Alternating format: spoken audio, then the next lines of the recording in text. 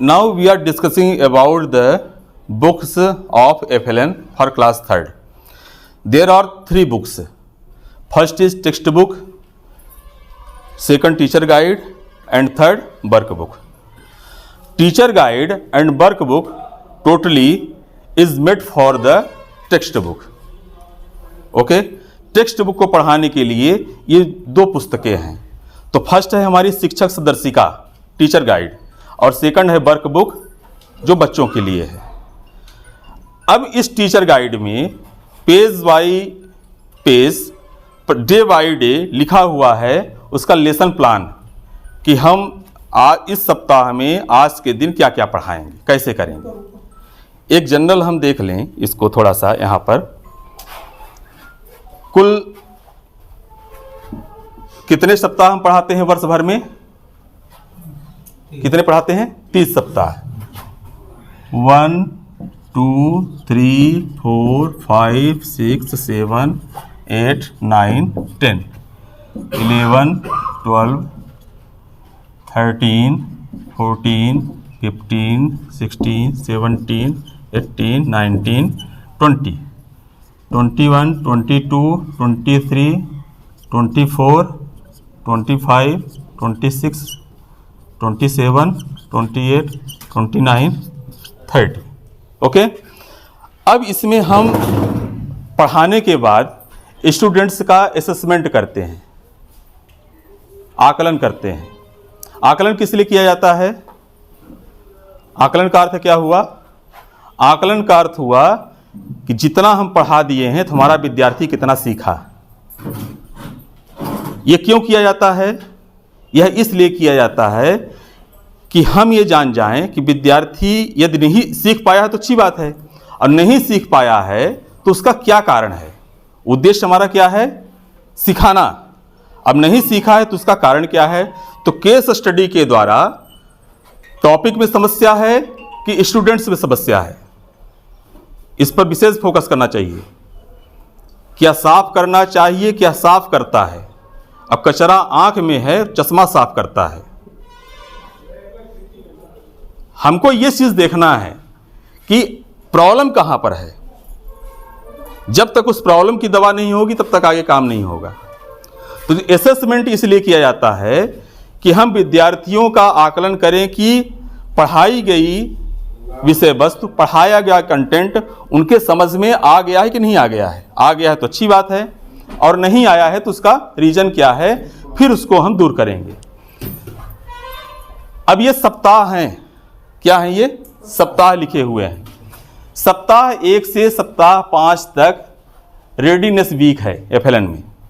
Readiness का तात्पर्य है हम बच्चों को पढ़ने के लिए तैयार करें. रेडीनेस, ठीक है. जब हम प्रेस करते हैं कपड़े पर तो पहले लोहा गर्म करते हैं. बिना गर्म किए लोहे को यदि प्रेस करेंगे तो कितना भी रगड़ेंगे कोई अर्थ नहीं निकलेगा. 2 व्यक्ति थे, उनको लकड़ी काटने के लिए कहा गया तो 2 दिन का समय दिया गया. तो एक ने सीधे उठाया कुल्हाड़ी और काटना शुरू कर दिया, और जो होशियार व्यक्ति था तो पहले कुल्हाड़ी की धार को तेज किया एक दिन, और दूसरे दिन लकड़ी काटा तो उससे ज़्यादा लकड़ी काट पाया. तो पहले हमको क्या करना है? रेडीनेस करना है. रेडीनेस क्यों किया जाता है? रेडीनेस का सीधा सीधा जो सिद्धांत है वह यह है, पहला सिद्धांत तो यह है कि बच्चे स्कूल आने के लिए उत्सुक हो जाएं. ठीक है. ड्रॉप आउट की समस्या एक होती है, बच्चे स्कूल नहीं आते हैं, मेन समस्या है पढ़ाने में. अब जब स्कूल के लिए आकर्षित होंगे तो कैसे होंगे? इसके पीछे हम जाते हैं दर्शन में. बच्चे स्कूल नहीं आते हैं, जब नहीं आते हैं तो क्या करते हैं? खेलते हैं. खेलते क्यों हैं? आनंद आता है. तो यही खेल और यही आनंद यदि हम विद्यालय में उपलब्ध करा दें उनके लिए तो स्कूल आएंगे. आ रहा है समझ में? तो इस रेडीनेस वीक में हमको खेल प्लस आनंद पर विशेष ध्यान देना है. और खेल कैसा हो? शैक्षणिक खेल हो. मतलब ये आपकी कला है कि उस खेल में कैसे हम अपने विद्यार्थियों को कुछ सिखा दें. सिरप जब हम पीते हैं तो कुछ स्वादिष्ट होता है तो स्वाद उसमें मिलाया जाता है कि उसको हम पी लें, जबकि मेन उद्देश्य उसका होता है कि उस मर्ज की दवा उसमें मेन मिलाई रहती है।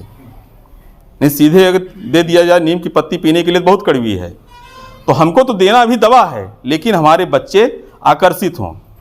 अब इनको क्या करना है, जब स्कूल में आएंगे तो 5 दिन हम उनको ये नहीं कहेंगे कि चलो आओ तुमको बैठा करके हम पढ़ाते हैं, पढ़ाएंगे, लेकिन हम बात करेंगे चलो आओ खेलते हैं, चलो आओ एक्टिविटी करते हैं, गीत गाते हैं, कहानी सुनते हैं, सुनाते हैं। कुछ कार्यक्रम के द्वारा, कुछ गीत के द्वारा, नृत्य के द्वारा हम ऐसी एक्टिविटी करेंगे कि स्कूल और शिक्षक के प्रति उनका आकर्षण बढ़ जाए। देखिए 3 फैक्टर हैं एजुकेशन में। फर्स्ट है स्कूल, सेकंड है स्टूडेंट्स एंड थर्ड है टीचर। और इसमें सबसे इंपॉर्टेंट जो कंपोनेंट है, एक बार स्कूल में चेयर नहीं रहेगी तो पढ़ाई में कोई प्रभाव नहीं पड़ेगा। यदि एक बार हम मानते हैं कि स्कूल में इंफ्रास्ट्रक्चर के अंतर्गत कोई भी सामग्री नहीं है तो कोई प्रभाव नहीं पड़ेगा। विद्यार्थी यदि कम आते हैं तो हम अच्छा पढ़ाएंगे तो आ जाएंगे, लेकिन यदि टीचर गड़बड़ हैं, गड़बड़ का मतलब यह है कि पर्याप्त संख्या में नहीं है अथवा पर्याप्त टीचिंग में फोकस्ड नहीं है, तो स्कूल कितना भी अच्छा बना दीजिए इंफ्रास्ट्रक्चर, उसमें सुधार होने वाला नहीं है। तो 3 कंपोनेंट्स जो हमारे हैं, तो उसमें सबसे इंपॉर्टेंट है टीचर। टीचर यदि अच्छे हों तो विद्यार्थी भी अच्छे हो जाएंगे, स्कूल भी अच्छी हो जाएगी। तो यहां पर ये हमारा रेडीनेस वीक है 1 से लेकर के 5 तक। फिर 6वें से लेकर के आगे हम टेक्स्ट बुक के लेसन के आधार पर टीचर गाइड में लेसन प्लान दिए हुए हैं, उसको हम आप पढ़िए पहले घर में एक बार अच्छे से कि आज की पाठ्य योजना हमारी स्कूल में क्या रहेगी। और यह पाठ्य योजना सुझावात्मक है, आप यदि स्वयं नहीं बना सकते हैं तो एक सुझावात्मक लेसन प्लान दिया हुआ है, आप खुद भी बना सकते हैं उससे अच्छा यदि चाहें तो, और जाकर के वैसे टीचिंग करनी है, विद्यार्थियों को पढ़ाना है। चलिए ठीक है, यहां से इसके आगे हम क्या करेंगे, लेसन 1 से स्टार्ट करेंगे। अब हमको क्या करना है, 3 प्रकार के आकलन है इसमें, सतत आकलन, साप्ताहिक आकलन और आवधिक आकलन।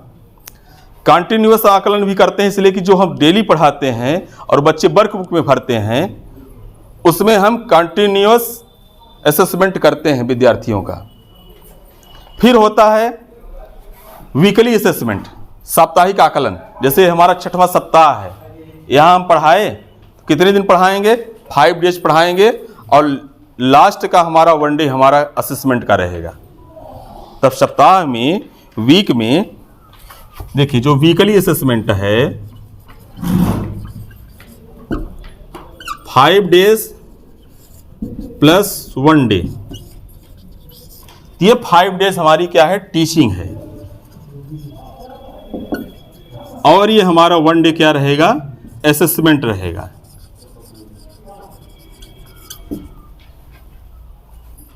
पांच दिन हम पढ़ाए और 6वें दिन आकलन किए। अच्छा, ये जो सप्ताह में हम मानते हैं कि जब शुरुआत करेंगे तो आप इस कॉन्सेप्ट को दूर कर दीजिए कि ये मंडे से ही शुरू होगा।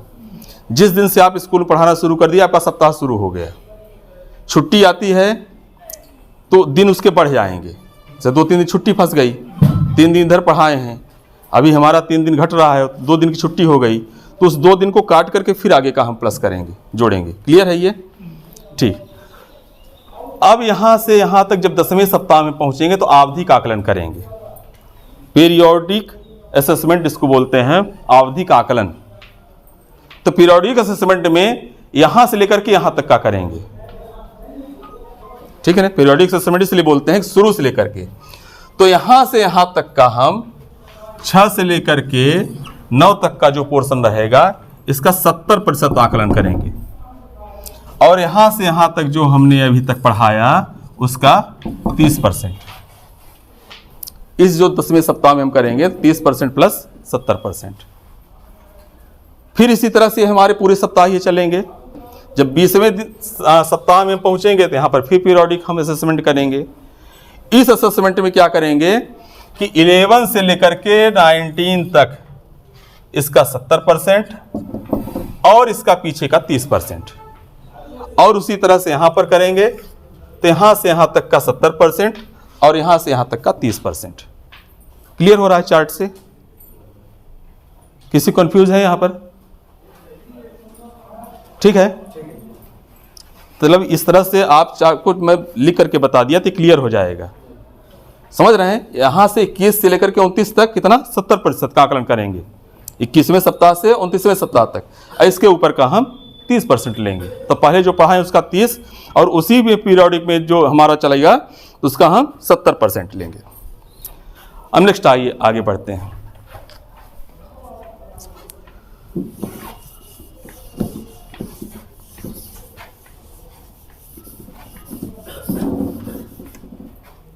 अब यहां तक हम बात किए भी बुक्स के बारे में। कितनी बुक्स हैं? 3 बुक्स हैं। 3 बुक्स के आधार पर हम बच्चों को पढ़ाना शुरू करेंगे। कैसे पढ़ाएंगे अभी चर्चा हमने किया। कैसे पढ़ाएंगे, असेसमेंट क्या करेंगे, 2 चीज़ रहेगी हमारी, टीचिंग प्लस असेसमेंट। बहुत ही इंपॉर्टेंट है भाई, पढ़ाने के बाद आकलन करना, और जब तक आकलन हम नहीं करेंगे तो समझेंगे नहीं कि हम क्या कर रहे हैं। ये जानना बहुत ज़रूरी है। जैसे मान लीजिए कि हम अमेलिया से चले बहरी की ओर और मुझे मालूम है कि अभी 20 किलोमीटर मैं मोटरसाइकिल चलाऊंगा तो बहरी पहुंच जाऊंगा, और मैं चल दिया हनमना साइड में, तो उधर मैं चाहे कितनी भी तेज़ी से गाड़ी चलाऊंगा, 20 किलोमीटर की अपेक्षा 40 किलोमीटर चला लूँगा, लेकिन मैं बहरी कभी नहीं मिलेगा मुझे। तो वहाँ से जब इधर चलते हैं तो माइल स्टोन लगे होते हैं, तो उसमें लिखा रहता है कि बहरी 15 किलोमीटर, फिर बहरी 14 किलोमीटर, बहरी 13 किलोमीटर। माइल स्टोन समझ रहे हैं, सड़क के किनारे वो जो माइल स्टोन है जिससे हम समझते हैं कि बहरी पहुंचने में, लक्ष्य तक मुझे अभी पहुंचने में कितने किलोमीटर शेष है, उसी को कहते हैं ट्रैकर। विद्यार्थियों को जब असेसमेंट करते हैं तो असेसमेंट में हम ये देखते हैं कि ये कितना सीख चुका है, कितना भी शेष है। अमेलिया से बहरी हम आए 20 किलोमीटर, तो हम ये देख लिए कि अभी 14 किलोमीटर बहरी है, अर्थात 6 किलोमीटर हम चल लिए, 14 किलोमीटर और चलना है। तो जब ट्रैकर हम भरते हैं ट्रैकर सीट में, तो ट्रैकर सीट में यही हम चेक करते हैं, ट्रैकर में देखते हैं कि हमारा विद्यार्थी क्या सीख लिया है, और उसमें जो एलोज ऊपर लिखे होते हैं उसके आधार पर पता चलता है कि अभी कितना शेष है। भाई जिस एलोज को सीख लिया उसमें हमने टिक किया, जिस एलोज को नहीं सीखा है उसमें टिक नहीं है, तो वहां से पता चलता है कितना शेष है। कहते हैं ट्रैकर है क्या, ट्रैक करना, हमारा विद्यार्थी कहां तक पहुंच चुका है, कितना बचा हुआ है अभी शेष, उसको सिखाने के लिए। अब यहां पर 2 बात निकल करके आती है। पढ़ाना जितना महत्वपूर्ण है उससे कहीं ज़्यादा महत्वपूर्ण है आकलन करना। और आकलन जब सही करेंगे, भाई डॉक्टर को हम दिखाए कि बुखार आती है, अब बुखार मान लीजिए कि हमको दूसरे कारण से आ रही है और पैथोलॉजिस्ट ने लिख दिया कि मलेरिया के कारण आ रही है, तो डॉक्टर मलेरिया की दवाई करेंगे, अब बुखार हमारी ठीक नहीं होगी बल्कि नुकसान होगा।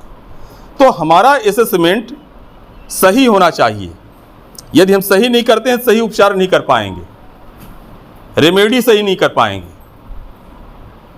रिमीडियल टीचिंग का नाम सुने हैं, उपचारात्मक शिक्षण, जो इसमें आप इन्फोर्समेंट की बात होगी, पुनर्वलन की बात होगी, रीटीचिंग की बात होगी, उसको आप समझ लीजिए कि रिमीडियल टीचिंग है वो। तो रिमीडियल टीचिंग का अर्थ होता है उपचारात्मक शिक्षण। उसमें विद्यार्थी का उपचार किया जाता है कि क्या हार्ड स्पॉट था, क्यों नहीं सीख पाया है, इसको कैसे हम सिखाएं। अब हमारा कॉन्सेप्ट ये क्लियर होना चाहिए कि हम सिखाने क्या जा रहे हैं। व्हाट इज द मेन एलो लर्निंग आउटकम्स।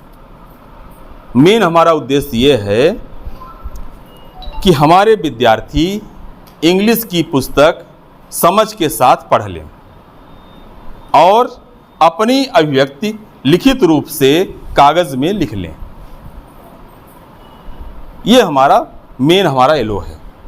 इसके लिए इसके पीछे पूरी बातें होंगी। अब ये कैसे आए, तो इसके लिए हम चलते हैं, जब हम एरियाज ऑफ लर्निंग की बात करते हैं तो एरियाज ऑफ लर्निंग में 4 हमारे उसमें स्टेप्स हैं। एरियाज ऑफ लर्निंग, सीखने के हमारे क्षेत्र। फर्स्ट है लिसनिंग, दूसरा है स्पीकिंग, तीसरा है रीडिंग और चौथा है writing. L for listening, S for speaking, R for reading and W for writing. ठीक है। कोई भी भाषा कोई भी व्यक्ति सीखता है तो इसी स्टेप पर सीखता है, चाहे ये जाने या ना जाने, लेकिन प्रोसेस यही है। आपको उदाहरण बता दें फिर आगे बढ़ते हैं। हमारे घर में जब या हमारा जब जन्म हुआ रहा होगा या किसी बच्चे का जन्म होता है तो लगभग कितने वर्ष में बोलना प्रारंभ करता है? मैडम बताइए, बच्चा कितने वर्ष में बोलने लगता है? 1 वर्ष 1.5 वर्ष में शब्दों का उच्चारण करने लगेगा। 2 वर्ष के बाद वाक्य बोलता है पूरी तरह से, उसकी समझ बढ़ जाती है। अब यहाँ पर जो बोलने का प्रयास करता है, जब बोलता है तो इसके पहले क्या करता है? जन्म के बाद और 1 वर्ष के पहले बीच में क्या करता है? सुनता है। क्या करता है? सुनता है। और जैसा सुनता है वैसा ही बोलता है। क्लियर? अब सुनने के साथ 2 चीज करता है, लिसनिंग के साथ ऑब्जर्वेशन और उसकी थिंकिंग। वह देखता है अच्छी तरह से और विचार करता है। हम बच्चे को ये नहीं याद कराते हैं कि बेटा ये खटिया है, अथवा क्या हम ऐसा प्रयास करते हैं कि अभी तो पालने में है, इसको बाल पोथी दे दो, पहले वर्णमाला पढ़े तब तो हिंदी बोलना सीखेगा, पहले उसको हम क वहीं से पढ़ाना शुरू कर दें कि इसको पढ़ लोगे तभी तुम बोलना सीखोगे, तभी समझना सीखोगे। क्या करते हैं? नहीं करते हैं। हम जिस तरह से बोलते हैं हमारा बच्चा अनुकरण करता है। यहां पर एक शब्द आ गया, बहुत इंपॉर्टेंट है, अनुकरण। क्या है? अनुकरण। ये बच्चे अनुकरण करते हैं। हमारे स्कूल में भी बच्चे हमारा अनुकरण करते हैं। अनुकरण किसका करते हैं? हमारी भाषा, हमारा पहनावा, हमारा आना जाना, बातचीत का तरीका, सब का अनुकरण करते हैं और उसकी छाप उस पर पड़ती है। भाई मालिक, हम 2 शिक्षक बैठ गए और चर्चा कर रहे हैं कि बच्चों को कुछ नहीं आता है, और वही बच्चे आसपास जो खेल रहे हैं सुन लिए तो उनके कॉन्सेप्ट हो जाएगा कि मुझको तो कुछ आता ही नहीं है। ये सब बचाव करना है निगेटिव जो हम कन्वर्सेशन करते हैं। जिस दिन एडमिशन कराने आता है तो हम ये न विचार करें कि इसको कुछ नहीं आएगा या आता है। हम संकल्प लें कि ये सीखने के लिए आया है, सब कुछ इसको सिखाएंगे, क्योंकि एक विश्वास के साथ उसका अभिभावक ले आया है। इसको बोलते हैं faith. Second number, second is faith. जब कोई पेशेंट ऑपरेशन के लिए जाता है तो एक सिग्नेचर डॉक्टर कराता है कि पूरी जवाबदारी मैं ऑपरेशन करूंगा, लेकिन बाद में कुछ हो जाता है गलत तो इसकी जवाबदार मैं नहीं हूं। वह पेशेंट के साथ का जो आदमी है विश्वास करता है डॉक्टर के ऊपर, और मरीज को भी एनेस्थीसिया दे दिया जाता है, फिर ऑपरेशन होता है। एक विश्वास रहता है कि ऑपरेशन डॉक्टर अच्छा करेंगे। गार्जियन एडमिट करा दिए अपने बच्चे को स्कूल में ला करके एक विश्वास के साथ कि आज से हमारे बच्चे को हमारे गुरुजी बहुत अच्छी तरह से पढ़ाएंगे, टीचर। यह विश्वास है। और इस पृथ्वी पर जितने प्राणी हैं तो ये पढ़ाने की सिखाने की कला केवल मनुष्य जाति में ही है। नहीं, सभी जीव जन्म देते हैं, जब तक चलने फिरने लायक नहीं हो जाता है भोजन करा देते हैं, इसके बाद चिंता नहीं करते हैं, छोड़ देते हैं। वो होते हैं माता पिता। केवल मनुष्य जाति में एक तीसरा फैक्टर जो टीचर है बनाया गया कि जो फिर जीवन कैसे जिया जाए इस पर बात होती है। और ये सिखाने वाले अर्थात ईश्वर के रूप होते हैं। हम लोग डायरेक्ट जो है तो गॉड के हम लोग क्या हैं? देवदूत हैं हम लोग। ये पद बहुत, देखिए अपने पद का महत्व समझिए कि हम उस पद पर बैठे हैं कि समाज किस मार्ग पर चले, ये डिसाइड करने वाले हम हैं। इसलिए कि हम नई पीढ़ी तैयार कर रहे हैं, नई सोच तैयार कर रहे हैं। ये उत्तरदायित्व हमको दिया गया है। जो जिस उम्र में जीता है वो अपने को सही मानता है। आइंस्टीन जब खोज किया था तो सही बात मानी गई थी। अभी 2022 का जो क्वांटम फिजिक्स पर नोबेल पुरस्कार मिला तो आइंस्टीन के सिद्धांत को ही उन्होंने दूसरी तरह से बताया, तो उनको भी नोबेल पुरस्कार मिला। आप सोच लीजिए कि आपके पिताजी की सोच दूसरी थी, आपकी सोच दूसरी है, आपकी नेक्स्ट जनरेशन की सोच दूसरी है। अभी आने वाली पीढ़ी में आगे AI का ज़माना आ रहा है, आर्टिफिशियल इंटेलिजेंस, समझ लीजिए दुनिया बदल जाएगी 10 वर्ष में पूरी तरह से। जिस तरह से भी कितना परिवर्तन हुआ है आपको मैं थोड़ा सा बता रहा हूँ। पहले हम लोग जब पढ़ते थे 6वीं 7वीं, तो जब बैल को खरीद करके लाता था तो हल्दी और अक्षत उसके मस्तक पे लगाते थे और प्रणाम करते थे। आज वही बैल पूरे घूम रहे हैं। क्यों? ट्रैक्टर के कारण, जो मशीन का युग आ गया है, बेरोजगार हो गए। इसी तरह से हम लोग भी यदि नई लैंग्वेज और नई साइंटिफिक टेक्नोलॉजी नहीं जाएंगे, नहीं सीखेंगे तो कोई पूछने वाला नहीं है। अभी मैं पढ़ा रहा हूँ, अब ये रिकॉर्डिंग हो रही है, इसी को प्रोजेक्टर में लगा करके दूसरी क्लास में चालू कर देंगे, टीचर की क्या आवश्यकता होगी। लेकिन एक अस्तित्व है कि हम अच्छी तरह से आपके सामने में बात कर रहा हूँ, उसका थोड़ा सा प्रभाव उतना नहीं होता है जितना प्रत्यक्ष होता है। भाई कोरोना काल में कितने अच्छे दीक्षा में प्रशिक्षण हुए हैं, कितना अच्छी आवाज़ थी, साउंड थी, कितना अच्छा कॉन्सेप्ट था। नमस्कार साथियों। लेकिन लो हमारा प्रशिक्षण कई दे पूरा जल्दी, कितना अच्छा बताते थे। अभी तक आपने ये सीखा है। शिक्षक साथियों, आइए अब हम आकलन करते हैं, देखते हैं कितना बढ़िया बोलते थे, आप कितने नंबर पाते हैं उसमें। लेकिन दूसरे यूट्यूब में खोजते थे कि उसका नंबर क्या होगा, प्रश्न का उत्तर। एक हमारे साथी बताए इसको, प्रशिक्षण जल्दी लेकर उसका उत्तर आ जाता है यूट्यूब में, इस प्रशिक्षण का पूरा उत्तर उसको नोट कर लिए कि इसका ये उत्तर है, तो उसको फटाफट टिक करके ला दिए। ये जो पूरे उपाय हैं ना, उपाय हमको नष्ट कर रहे हैं। देखिए, जब परीक्षा होती है हम लोगों की, हम लोग भी परीक्षा दिए इंग्लिश पढ़ करके, इंग्लिश पढ़े हैं ना भाई, 12वीं तक पढ़े इंग्लिश, इसके बाद आप लोग ग्रेजुएशन में इंग्लिश पढ़े। अब उसमें कंपोजिशन आता है, unseen passage, letter writing, essay writing. यह इसलिए आता है, जैसे एसे राइटिंग इसलिए आता है कि कितनी अच्छी तरह से किसी भी विषय वस्तु पर हम अपनी अभिव्यक्ति लिखित रूप से दे सकते हैं। ओरिजिनल मतलब हमारा सेंटेंस कैसा है, हमारे वर्ड्स कैसे हैं, हमारा विचार कैसा है, ये देखने के लिए ऐसे राइटिंग होता है। हमने क्या किया, any great leader Mahatma Gandhi का ऐसे याद कर लिया और एग्जाम में लिख दिया।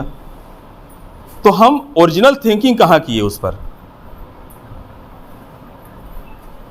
कॉम्प्रिहेंशन ही हमारे में नहीं हुआ, समझ ही नहीं बैठी।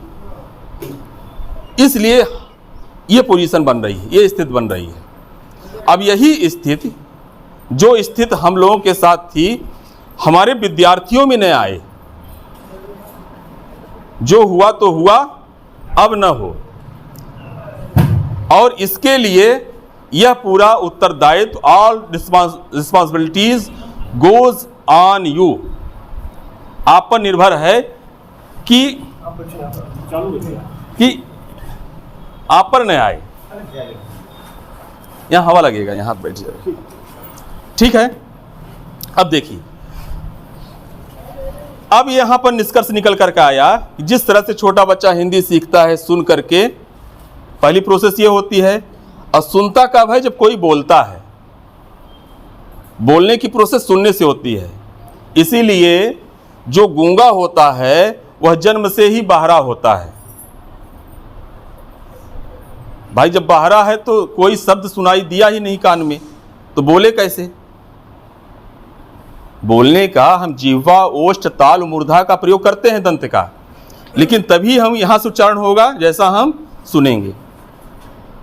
बोलने की प्रोसेस कहां शुरू होती है, आत्मबुद्ध्या समर्थान मनोयुंगते विवच्छया मनः कायाग्निमा हंत सप्रेरियति मारुतम।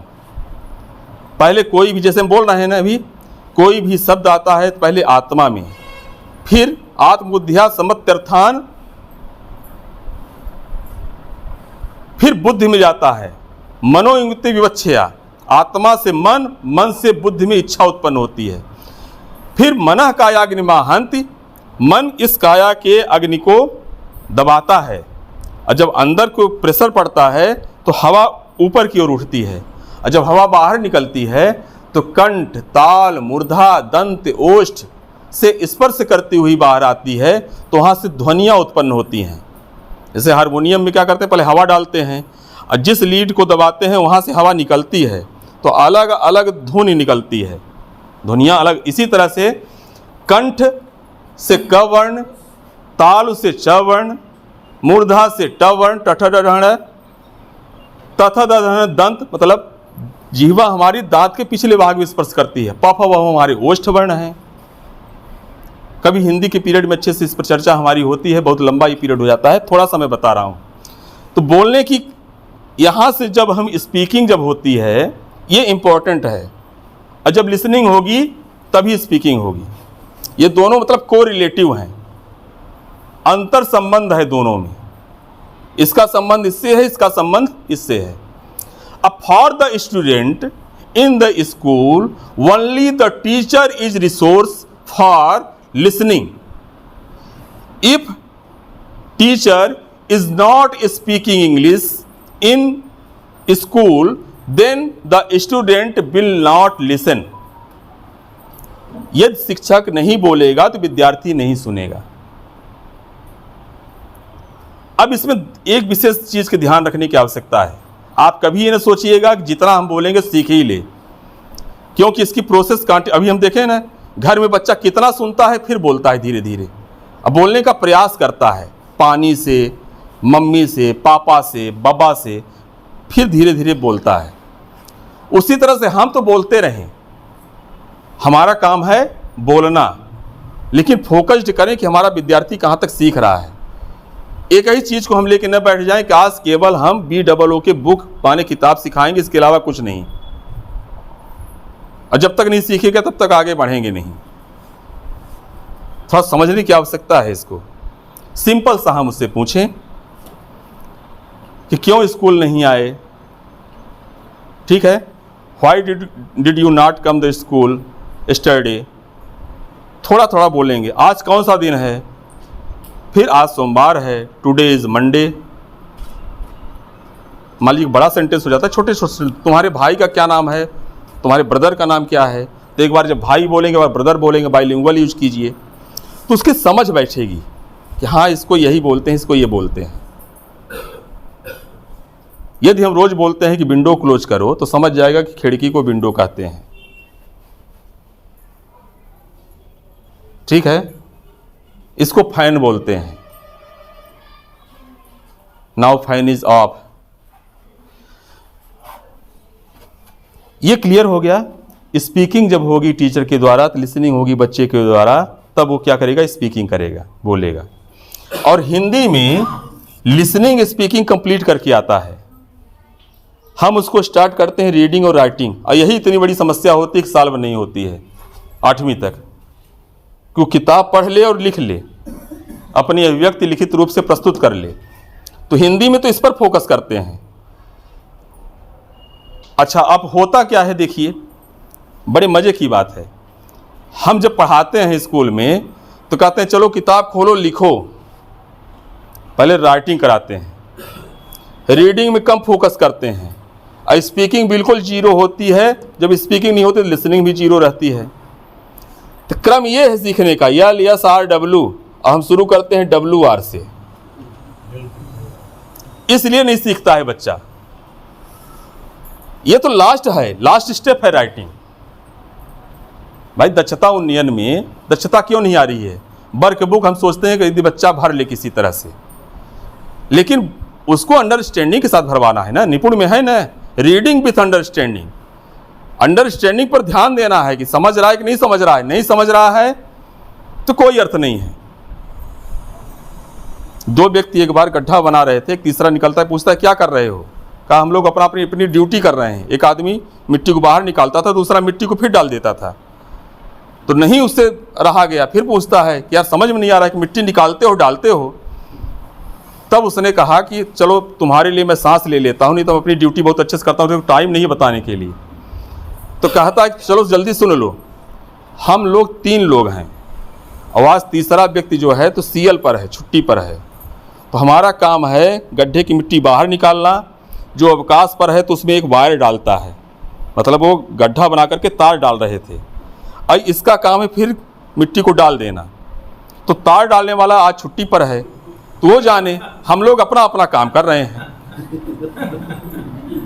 तो तार तो नहीं डल रहा है, तो गड्ढे की क्या आवश्यकता है उसकी बनाने की। तो यहां पर वायर जो है, the wire is here understanding of the students. मिट्टी निकालना, मिट्टी डालना जैसे चल रहा था, कोई उसका अर्थ नहीं है, तो हम उस पर फोकस करें। कितनी दक्षता उन्हें किताब भरवा लेते हैं हर साल।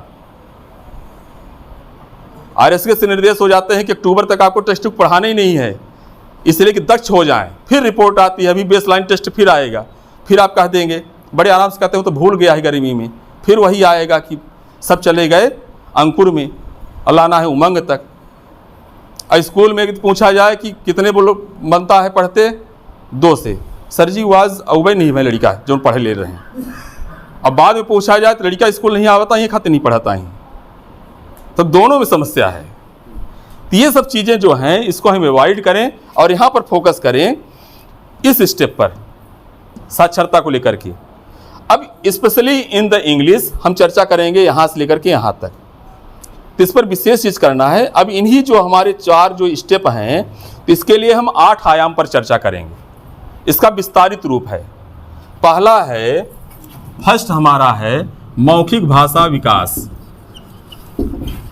मौखिक भाषा विकास, oral language development. Oral language development English में भी आप लिखते हैं, ये जो बता रहे हैं सर। हाँ, इंग्लिश में भी लिख लीजिए, oral language development. Oral language development. Class English की है तो इंग्लिश पर ही फोकस। सेकंड हमारा है ध्वनि जागरूकता।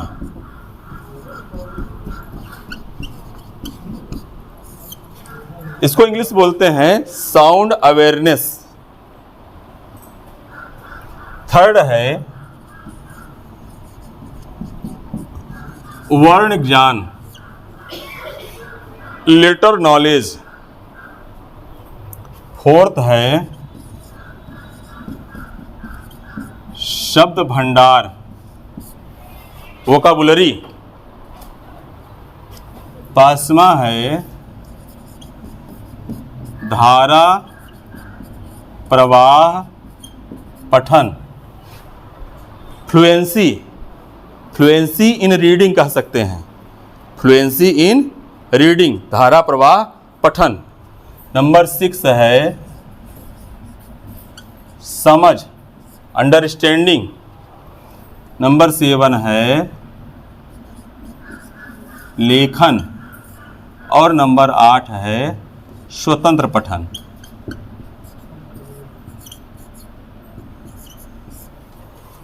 मौखिक भाषा विकास, ध्वनि जागरूकता, वर्ण ज्ञान, शब्द भंडार, धारा प्रवाह पठन, समझ लेखन, स्वतंत्र पठन।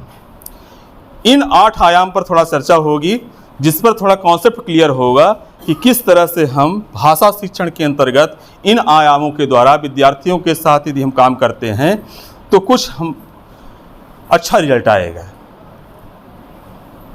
ठीक है। फर्स्ट है मौखिक भाषा विकास। मौखिक भाषा विकास से तात्पर्य है बिना पुस्तक को पढ़े। देखिए, हम फोकस कहाँ पर करते हैं? हिंदी में तो ठीक है, हिंदी में अभिव्यक्ति रहती है, हिंदी बोलता है हमारा विद्यार्थी, सुन करके समझता है, पुस्तक नहीं पढ़ पाता है। तो अभी हम बताए ना कि हिंदी में काम कहाँ से करते हैं? रीडिंग से करते हैं। लेकिन जब इंग्लिश की हम बात करेंगे, ध्यान दीजिएगा, बहुत ही इंपॉर्टेंट है ये, बहुत ज़्यादा इंपॉर्टेंट है। जब हम इंग्लिश की बात करते हैं तो इंग्लिश में यहाँ से शुरुआत करेंगे, यहाँ से शुरुआत करेंगे, और दोनों ये को रिलेटिव है। आ रहा है समझ में? ये तभी सार्थक होगा, तभी आएगा, पहले इसके पहले यहाँ पर हम जाएंगे, और यहाँ पर हम नहीं जाते हैं, इसलिए इस पर हमें सफलता नहीं मिलती है रीडिंग पर। मौखिक भाषा विकास, ओरल लैंग्वेज डेवलपमेंट। जैसे हिंदी में विद्यार्थी स्कूल आने से पहले हिंदी बोलने लगता है, अपने विचार प्रस्तुत करने लगता है, कुछ कविताएं, कुछ गीत, कुछ कहानियां उसको याद रहती हैं, याद हो जाती हैं, सुन करके समझ लेता है। यही सेम चीज़ इंग्लिश में करना है। भाई इंग्लिश में आप जाएंगे, कक्षा पहली की किताब है, और कक्षा पहली की किताब का जो फर्स्ट लेसन है तो उसका नाम ही है लेट्स सिंग। क्या नाम है उसका? लेट्स सिंग। यहाँ पर क्लियर हो गया। यही चीज़ हमको इंग्लिश में करनी है। इंग्लिश में कैसे करेंगे? छोटे बच्चे हैं, आप उनको पोयम बोल करके सुनाइए। एनईपी में कहा गया है, एनसीएफ में कहा गया है कि रटने पर जोर न दिया जाए। इसको थोड़ा सा समझ लीजिए, हल्का सा जोर न दिया जाए। मतलब ऐसा ना हो कि आप कह दें कि इसको याद ही करना है, और याद करने में इतना आप बल दे दें कि याद नहीं हो रहा है तो ड्रॉप आउट हो जाए, स्कूल आना बंद कर दे। लेकिन जोर न दिया जाए, ये नहीं लिखा है कि बंद कर दिया जाए, याद ही न कराया जाए, ये नहीं है मना। जितने छोटे बच्चे होते हैं, मेमोरी तेज होती है, अंडरस्टैंडिंग कम होती है। उम्र के साथ मेमोरी कम होती है, अंडरस्टैंडिंग बढ़ती है। तो यदि याद कर ले तो उसको याद करा दीजिए, लेकिन बाध्य नहीं करना है। अब बहुत सरल है याद कराने के लिए, लाइन में लग करके जो बार बार बुलवाते हैं, या कक्षा में एक्टिविटी करा सकते हैं। भाई आप इंग्लिश की पोएम पढ़िए, बच्चे बोलेंगे। कक्षा के अच्छे बच्चे होंगे या उसको कुछ याद कर लेंगे, कुछ इधर से फिर बार बार रिपीटिशन होगा, बुलवा सकते हैं। कहानियाँ सुनाइए बाइलिंगुअल में, शब्दों को बताइए। मतलब ओरल लैंग्वेज डेवलपमेंट में जितना आप उनकी समझ के आधार पर आप बोल सकें, उनकी समझ के आधार पर। जैसे ये क्या है? फ्लोर है। क्या है? फ्लोर है। ये क्या है? इसको क्या बोलते हैं? ऊपर फैन, फैन जिस पर लगा हुआ है। रूफ, रूफ ये नहीं, इसके ऊपर वाला है, ये सीलिंग है, इसीलिए इसका नाम सीलिंग फैन है। अब जब आप रूफ पर खड़े हो जाएंगे और उसके ऊपर भी मकान बना हुआ है, तब फिर फ्लोर हो जाएगा। तब इसका नीचे का पार्ट सीलिंग है। जैसे हम कहते हैं ना कि कोई पूछा कॉलोनी में कि कहाँ गए थे, बढ़िया एकदम बोलते हैं, अरे मार्केटिंग करेगा रहना आज। वो मार्केटिंग नहीं है, वो शॉपिंग है। मार्केटिंग का अर्थ होता है कि सामान को बेचना, जो घर घर जाकर के बेचते हैं, है ना, आज तो बड़ी मार्केटिंग करे। तो बहुत सारी चीज़ें हम ऐसा बोलते हैं, घरे द्वारे नहीं कहते हैं, कहाँ गए पिसना पिसावेगा रहन, पिसान का पिसाऊगा तो गेहूँ पिसावेगा रहन। ठीक है।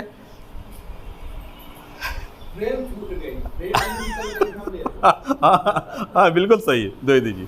तो कहने का मतलब यह है मौखिक। अच्छा, इसमें विशेष ध्यान देना क्या है इन सब प्रोसेस में, जो हम रेडीनेस में किए हुए थे पहले। अभी आपको हैप्पीनेस इन्वायरमेंट पर विशेष ध्यान देना है, आनंददायी वातावरण पर विशेष फोकस्ड करना है आपको।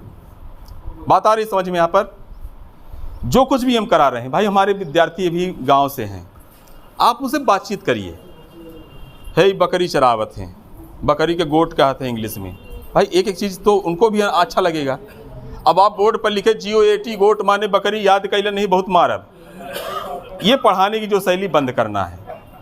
उनसे हम इंटरेक्ट ऐसा करें, ऐसा संवाद करें उनकी भाषा में। देखिए, इसको भी समझने की आवश्यकता है। एनईपी कहता है विद्यार्थियों को मातृभाषा में पढ़ाएं, उनके डायलेक्ट टोन्स के आधार पर पढ़ाएं, लेकिन वो हमारा गोल नहीं है। ध्यान देने की आवश्यकता है, वो प्रारंभ है। वहाँ से हम शुरुआत करेंगे, शुरुआत करके वहाँ मोबाइल में आ जावे, वहाँ बैठ उसका तात्पर्य है, ध्यान दीजिएगा, विद्यार्थी परिचित हो जाएं, भाषा समझ में आने लगे शिक्षक की उनको। इसके बाद हमारा जो गोल है, हमारा येलो है, लर्निंग आउटकम्स है, वह हमारा लर्निंग आउटकम्स है इंग्लिश सिखाना। जब उससे विद्यार्थी से स्कूल में लास्ट तक उसकी ही भाषा में बात करते रहेंगे तो कैसे सीखेगा ये भाषा? वो तो प्रारंभ है, वहाँ से शुरुआत करनी है, लेकिन लास्ट में हमको यहाँ तक आना है। क्लियर हो रहा है? कहने का तात्पर्य यह है कि इसमें आप इसको समझिए कॉन्सेप्ट को। जैसे कह दिया गया कि अक्टूबर तक दक्षता उन्नयन की पुस्तकें पढ़ाना है। लेकिन मान लीजिए कि आपके स्कूल में अच्छे विद्यार्थी हैं, पुस्तक पढ़ लेते हैं, लिख लेते हैं, तब उसकी आवश्यकता नहीं है। आप सिलेबस शुरू कर दीजिए पढ़ाना। भाई सिलेबस के लायक है, सिलेबस पढ़ा दिए। अच्छा अक्टूबर में कह दिया बंद कर दिया जाए, अब टेक्स्ट बुक पढ़ाइए, फिर भी उसकी आवश्यकता होती है, इसलिए कहा जाता है कि एक पीरियड अभी आप पढ़ाते रहिए, दक्षता उन्नयन की क्लासेस आपकी चलती रहें। तो इसको समझिए अच्छे से। इसमें हम क्या करेंगे, क्लियर हो गया? क्या करेंगे? कविता, कहानी, बातचीत अधिक से अधिक विद्यार्थियों के साथ करेंगे। अच्छा स्कूल में आप उनको जब कविता याद कराएंगे और गलियों में उस कविता को बोलते हुए चलेंगे तो लोग सुनेंगे, तो प्रोत्साहित करेंगे आपको भी, विद्यार्थियों को भी, कि आप अच्छा पढ़ाते हैं, विद्यार्थी अच्छा पढ़ते हैं। स्कूल में तो अंग्रेजी बोलना सीख गया, घर में भी थोड़ा थोड़ा बोलने लगे तो अभिभावक प्रसन्न होंगे। इसको कहते हैं मोटिवेट करना है, उनमें उत्साह पैदा करना, तो उनकी लर्निंग प्रोसेस तेज हो जाएगी, बढ़ जाएगी। सेकंड नंबर में ध्वनि जागरूकता। ध्वनि जागरूकता से तात्पर्य है, साउंड अवेयरनेस से, प्रत्येक भाषा की ध्वनि अलग अलग होती है। जैसे मान लीजिए जब हम हिंदी बोलते हैं तो आपको समझ में आ रहा है इसलिए फैमिलियर हैं, जब इंग्लिश बोलते हैं तो वहाँ पर फैमिलियर कम है तो कर्कश लगती है, कहने का तात्पर्य है उस ध्वनि से परिचित कराना। और प्रत्येक भाषा की नेचर अलग अलग होती है और उस लैंग्वेज की नेचर के आधार पर ही हम उसको सीखेंगे, तभी परिणाम निकलता है। जैसे हम बात न लगा दें, जैसे हिंदी इधर से इधर लिखते हैं, लेफ्ट से राइट, उर्दू लिखते हैं राइट से लेफ्ट। अब देखिए कि ये इंग्लिश की प्रकृति है कि यहाँ पर साइलेंट लेटर होते हैं। नॉलेज के साइलेंट हमारा हो गया, डी साइलेंट हो गया यहाँ पर, ठीक है। इसी तरह से एजुकेशन हुआ, ऐसा पेडागॉजी ही है। पेडागॉजी में पढ़ा रहा हूँ, पेडागॉजी। अब यहाँ पर देखिए दो जी हैं, तो एक को ग बोल रहे हैं, एक को ज बोल रहे हैं, यहीं पर अंतर है। ये इंग्लिश की प्रकृति है, इसके लिए फोनेटिक्स में अध्ययन किया जाता है, इसका भी एक भाषा शास्त्र है। तो उस पर अब ये हम न करें, पहले उसको पूरा सीख लें तब इस पर हम जाएं। उसकी प्रकृति, उसके नेचर को स्वीकार करके हमें आगे बढ़ जाना चाहिए। ओके। ध्वनि जागरूकता में जैसे सी का उच्चारण स भी होता है, कभी भी होता है। ग का जैसे जब भी होता है, ग भी होता है, जी का। ऐसे कई हमारे लेटर्स हैं कि दो तीन तीन उसके होते हैं। जैसे TIO से मिलकर के स बनता है, नेशन यानी TION, तो TIO जहाँ आएगा उसका उच्चारण स होता है। तो ध्वनि जागरूकता के अंतर्गत ये हम सब सीखते हैं कि किसकी ध्वनि कैसे निकलती है। ये कैसे आएगी? प्रैक्टिस से। कोई बड़ा सा लेटर है हमारा है तो उसको छोटा छोटा बनाना और फिर उसको जोड़ना। जैसे एरोप्लेन, AEROPLAN नहीं, बड़ी है स्पेलिंग, पहले एरो की याद कर लें, फिर प्लेन की याद कर लें, दोनों को जोड़ दें, ठीक। सेकंड है हमारा वर्ण ज्ञान। वर्ण ज्ञान में अल्फ़ाबेटिकल हम जो है तो अध्ययन करते हैं, जितने उसके लेटर्स होते हैं। फिर है शब्द भंडार, वोकाबुलरी। शब्द कैसे बनता है, शब्द की परिभाषा क्या होगी? What is the definition of a word? कोई बताए, शब्द किसे कहते हैं? हाँ, word is the combination of the a lot of letters, some letters which has some proper meaning, सार्थक हो, उसका एक अच्छा अर्थ हो। जैसे मान लीजिए कुछ यहाँ पर हम लेटर्स लिख दिए, जैसे ADOCZ और यहाँ पर फिर लिख दिया B। ये भी तो एक समूह है, लेकिन इस शब्द का कोई अर्थ नहीं निकल रहा है। सब अक्षरों का ऐसा समूह जिसका अर्थ कुछ निकले, सार्थक हो, वह उसे हम शब्द बोलते हैं। शब्दों का ऐसा समूह जिसका अर्थ निकले, उसे हम वाक्य बोलते हैं, ठीक है। तो यहाँ पर जब हम अध्ययन करते हैं शब्द भंडार में, वोकाबुलरी में, इसकी शुरुआत हम करेंगे अपने आसपास के जो हमारे रहेंगे। जैसे और विशेष ध्यान देने वाली बात होगी उसकी स्पेलिंग में। जैसे मान लीजिए कि मैं इसमें पूछूं 40 को इंग्लिश में क्या बोलते हैं? जब हम 4 से 40 जो बना रहे हैं यहीं पर गलती करते हैं। इसमें 40 की स्पेलिंग FORTY यू नहीं रहता है, ठीक है, डायरेक्ट। अब ये आपको कभी नहीं भूलेगा क्योंकि हमने इस पर पूरा ध्यान लगाया। जिस ध्यान से आप लोग सुन रहे हैं, प्रशिक्षण में बैठे हैं, ऐसे ही विद्यार्थियों का ध्यान लाना है। ये कब होगा? जब हम प्रश्न उत्पन्न करेंगे फिर प्रश्न का उत्तर देंगे। शब्द भंडार। अब यहाँ पर आते हैं हम धारा प्रवाह पठन में। यहाँ तक क्लियर हो गया? धारा प्रवाह पठन से तात्पर्य है हमारा विद्यार्थी अथवा शिक्षक के साथ, शिक्षक की उपस्थिति में इस योग्य हो जाए कि किसी भी पैराग्राफ को उचित गति हाव भाव के साथ पढ़ ले। अल्प विराम में रुकना है, फुल स्टॉप में कुछ देर तक रुकना है, तो तब उसकी अपेक्षा ज़्यादा देर तक रुकना है।